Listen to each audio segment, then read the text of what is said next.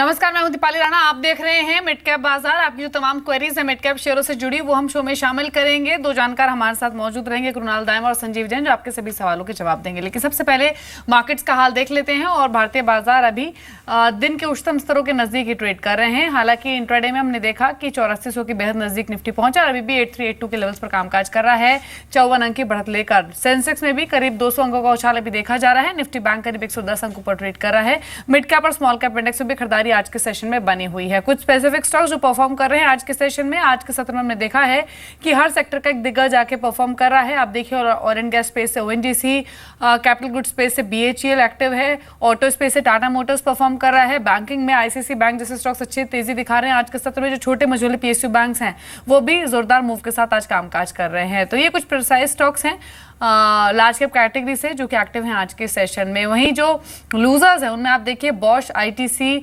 NTPC, hero MotoCorp और Grasim weakness के साथ ट्रेड कर रहे हैं। 1 से 2% की कमजोरी आज के सेशन में इन सभी शेयरों में देखी जा रही है। तो ये मार्केट का अभी का हाल है। जो आपकी तमाम क्वेरीज होंगी उनको हम शामिल करेंगे शो में। लेकिन सबसे पहले बता देते हैं तरीका इस शो में शामिल होने का। मिड कैप हमारा कीवर्ड है। मिड कैप आप लिखिए, अपना सवाल आप मेंशन कीजिए और उसको भेज दीजिए 57575 पर। फोन लाइन के जरिए भी शो का हिसाब बन सकते हैं। टोल फ्री नंबर है 1800180354। दूसरा नंबर है 012042582237।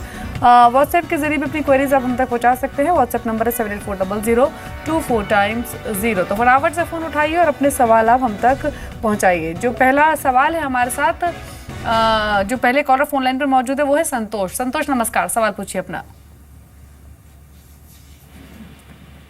संतोष क्या सवाल है आपका, पूछिए। हेलो, मेरा नाम संतोष है, मैं पुणे से बात कर रहा हूँ। कि मेरे पास पीटीसी इंडिया के 1000 शेयर्स है जो कि मैंने 39 के भाव पे लिए। मेरा नजरिया लॉन्ग टर्म है, तो मैं क्या करूँ? ठीक है, 39 का परचेजिंग प्राइस है आपका पीटीसी इंडिया फाइनेंशियल में। कब की खरीद है आपकी ये? 1-2 महीने पहले। और आपने परचेजिंग प्राइस क्या बताया पीटीसी में? 39 average price. Average buying price आपका 39 का है। ठीक है, तो ये यहाँ पर संजीव इनफैक्ट हमारे साथ मौजूद है। संजीव, ये पीटीसी इंडिया फाइनेंशियल की बात कर रहे हैं, पीटीसी की नहीं। और पीटीसी इंडिया फाइनेंशियल जो है वो 38.95 पर ट्रेड कर रहा है। खरीद इनका 39 का है, यानी इनके परचेजिंग प्राइस पर एग्जैक्टली स्टॉक अभी है। क्या करना चाहिए इनको?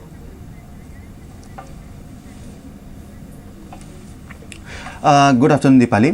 देखिए, मुझे लगता है कि पीटीसी इंडिया में इन्हें बने रहना चाहिए। अगर आप कंपनी के FY16 के रिजल्ट को देखें तो कंपनी ने एक शानदार परफॉर्मेंस दिखाया था और वैल्यूएशन के लिहाज से भी कंपनी काफ़ी अट्रैक्टिव है। 1.22x का प्राइस टू बुक है और गवर्नमेंट का फोकस भी पावर सेक्टर में ज़्यादा है। तो डेफिनेटली मुझे लगता है कि पीटीसी इंडिया में ये लॉन्ग टर्म के लिए इन्हें बने रहना चाहिए।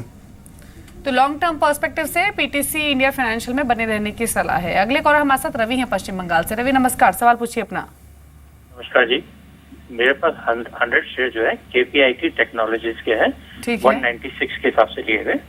और दूसरा महिंद्रा CIE 100 शेयर है 213 के हिसाब से, 213 के हिसाब से लिए हुए। केपीआईटी टेक में आपका परचेजिंग प्राइस क्या है? 196 है आपका केपीआईटी टेक्नोलॉजी। और महिंद्रा CIE ऑटो में 213 के हिसाब से 213। ठीक है, दोनों ही शेयर पर आपको राय दिलवा देते हैं। या किसी में Sanjeev ji Sanjeev, KPIT technologies Friday के सत्र में 14% पर 15% टूटा था ये शेयर। आज भी दिन के निचले स्तरों पर ही है और मैनेजमेंट ने आने वाले 2 क्वार्टर्स को लेकर काफी ब्लीक आउटलुक जारी किया है और शेयर इनके खरीद भाव से भी काफी नीचे आ चुका है, इसलिए थोड़ा सा ये परेशान है। क्या करना चाहिए? और दूसरा महिंद्रा CIE ऑटो, यहाँ भी इन्होंने निवेश किया हुआ है 210 के आसपास के भाव पर। क्या करना चाहिए? देखिए, केपीआईटी के लिए मेरी इन्हें राह होगी कि ये एक स्पाइक में एग्जिट हो जाएं, क्योंकि मैनेजमेंट ने ही आने वाले 2 क्वार्टर का आउटलुक बहुत ही वीक दिया है। तो और एक अच्छी और गुड फाइनेंशियल्स कंपनी में अगर आईटी में रहना है तो आईटी में बहुत अच्छी कंपनियां हैं तो उनमें निवेश कर सकते हैं। दूसरा, महिंद्रा CIE की अगर मैं बात करूँ तो कंपनी काफ़ी अच्छी है, स्ट्रॉन्ग मैनेजमेंट है, फंडामेंटल्स भी कंपनी के काफ़ी अच्छे हैं, तो महिंद्रा CIE में ये बने रह सकते हैं। तो होल्ड करने की सलाह है महिंद्रा CIE ऑटो। और वहीं केपीआईटी टेक्नोलॉजी से मानते हैं संजीव कि आप एग्जिट कर सकते हैं। अगले कॉलर हमारे साथ हैं बातचीत करने के लिए, जॉय पश्चिम बंगाल से। जॉय, गुड आफ्टरनून, क्या क्वेश्चन है आपका, पूछिए। I have Dhanpur sugar 100 shares at the rate of 121.60। ठीक है, 121 रुपए की आपकी खरीद धामपुर शुगर्स में। कितना समय रुक सकते हैं आप इस शेयर में? 1 साल। और जी, चलिए ठीक है, क्या करना चाहिए? इनफैक्ट कुणाल दायमा भी हमारे साथ मौजूद है। कुणाल, धामपुर शुगर्स पर इनकी क्वेरी है। 121.50 इनका खरीद भाव है, 122 पर अभी ट्रेड कर रहा है। इनके परचेजिंग प्राइस पर ही एग्जैक्टली अभी क्या करना चाहिए इनको? देखिए, मैं समझता हूँ कि पूरे ही शुगर सेक्टर की अगर हम बात करें तो एक साइक्लिकल सेक्टर ये माना जाता है, और आई थिंक पिछले एक साल से हम देख रहे थे कि स्लोली एंड ग्रेजुअली एक अच्छी मोमेंटम देखने को मिल रही थी, और वही मोमेंटम अब कहीं ना कहीं और एक्सटेंड होती हुई नज़र आ रही है। और मैं समझता हूँ कि जिस तरीके से वॉल्यूम्स जो है प्राइस एक्शन को सपोर्ट कर रहे हैं, और भी मैं समझता हूँ कि तेज़ी की गुंजाइश सारे ही शुगर स्टॉक्स के अंदर देखने को मिल सकती है।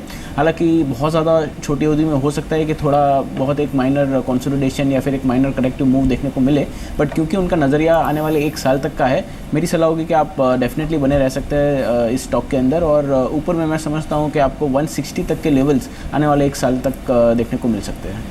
तो होल्ड करने की सलाह है धामपुर शुगर्स। अगला जो क्वेरी है हमारे पास वो जीएस कुलकर्णी की है, बेंगलुरु से हमारे साथ ही मौजूद हैं। कुलकर्णी साहब नमस्कार, सवाल पूछिए अपना। नमस्कार मैडम, मेरे पास सिंटेक्स इंडस्ट्री का 2 शेयर है 103 भाव पर, और मैकनली का भी ऐसा ही है 200 शेयर है और 101 के ऊपर भाव पर लिया हूँ मैं। मैकनेली भारत में आपका परचेसिंग प्राइस क्या है? 101। 101, ठीक है। क्या सलाह होगी आपकी? मैं 3 महीने से 4 महीने से रुका हूँ, अभी 3 महीने से 3 महीना 4 महीने रुक सकता हूँ। ठीक है, ठीक है, ठीक है। संजीव, मैकनेली भारत और दूसरा सिंटेक्स इंडस्ट्रीज, दोनों स्टॉक्स इन्होंने ऊपरी भाव पे खरीदे हुए हैं, और जो परचेजिंग प्राइस इनका सिंटेक्स में है वो 100+ लेवल्स का है। तो मैकनेली भारत और सिंटेक्स दोनों पर आपके कमेंट्स क्या हैं?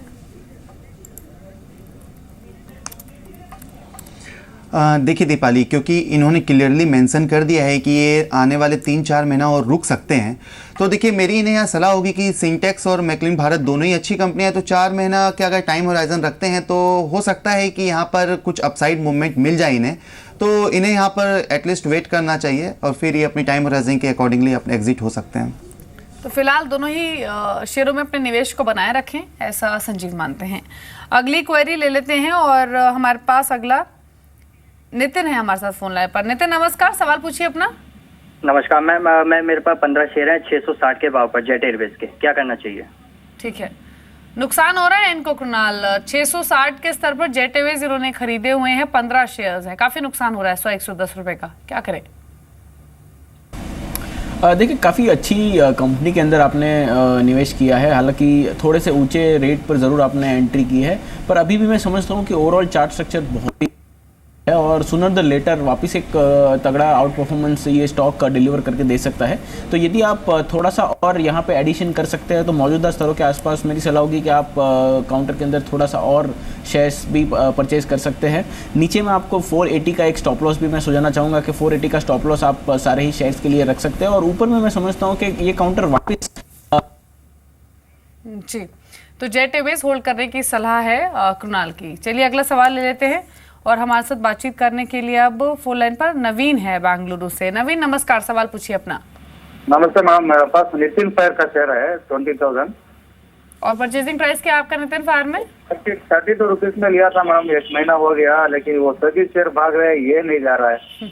या इसको होल्ड करो या बेच दो, या अभी बेचने के बाद ये भागना चाहिए, इसका डर है मेरे को। बहुत बार ऐसा ही हुआ है, जो भी शेयर में लेके छोड़ देता हूँ वो भाग जाता है। ठीक है, संजीव क्या सलाह होगी? नितिन फायर में 32 रुपए की खरीद है, 31 रुपए पर यह स्टॉक ट्रेड कर रहा है, थोड़ा नुकसान हो रहा है इनको भी, लेकिन बने रहना चाहिए, फिर एग्जिट करके कोई और स्टॉक ये चुने? देखिए दीपाली, इनकी बातचीतों से ऐसा लगा कि लाइक ये ट्रेडर हैं और नितिन फायर में निवेश किया इन्होंने, तो मेरी इन्हें यहाँ सलाह होगी कि ये एक स्पाइक में एग्जिट हो सकते हैं, और नितिन फायर में गोइंग फॉरवर्ड एक मूवमेंट आ सकता है, तो होल्ड करें और फिर एक अगर प्रॉफिट मिले तो वहाँ से एग्जिट हो जाए। तो फिलहाल होल्ड करने की सलाह है नितिन फायर।